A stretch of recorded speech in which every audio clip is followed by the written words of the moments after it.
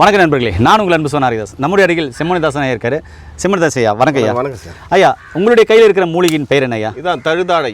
தழுதாழை. ஆமாம், அதான் தளன்னு வளர்ந்துருக்கு. தழுதாழை வந்திருக்கு. இது கிராமங்களில் தௌதேரி அப்படின்னு சொல்லுவாங்க. ஓ, வாதம் அடக்கி நல்ல வாசனையாக இருக்கே. ஆமாம், வாதத்துக்கு ஒரு சிறந்த மூலிகை இது.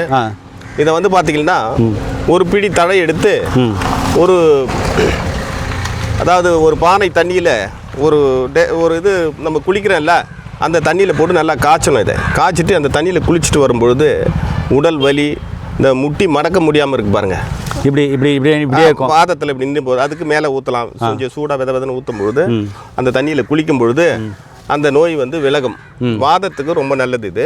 அதே போல் அந்த வேர் இருக்குல்ல, ஆமாம், அந்த வேரை சீவி பட்டையை எடுத்து அதனோட சம பங்கு நொச்சி வேர், தும்பை வேர் இதெல்லாம் போட்டு அதை கஷாயமாக போட்டு சாப்பிடும்போது வாத நோய் கண்டிக்கும். கஷாயமாக உள்ளுக்கு சாப்பிடலாம். அடுத்து இந்த கோழி பேனுக்கு போடுவாங்க. இந்த கிராமங்களில் கோழி வீட்டில் வளர்க்குற கோழியில் பேன் வரும். அதை ஒழிப்பதற்கு அதை கீழே போட்டாங்களா இந்த வாடகைக்கு அந்த பேன் ஒழிஞ்சு ஓடிடும். அந்த மாதிரி எல்லாம் நிறைய மகத்துவம் வந்து மூலிகை தழுதாழை. ஐயா, இப்போ இந்த உடம்பு வலி, மூட்டு வலி, முதுகு வலி எல்லாம் இருக்கு இல்லையா? ஆமாம், அவங்க இது சுடுதண்ணி வச்சு குளிக்கலாமா? குளிக்கலாம், தாராளமாக குளிக்கலாம். ஒரு நாளைக்கு எத்தனை முறை குளிக்கலாம்? ஒரே முறை குளிச்சா போதும். குளிச்சுட்டு வந்தாங்கன்னா அந்த வலியெல்லாம், உடம்பு வலியெல்லாம் குறைஞ்சிரும். என்ன நேர்களே, தழுதாழை மூலிகை எல்லா வகையான வலிக்கும் மேலே சுடுதண்ணியாக ஊற்றிக்கினாவே அந்த வலியெல்லாம் போகுன்றாரு.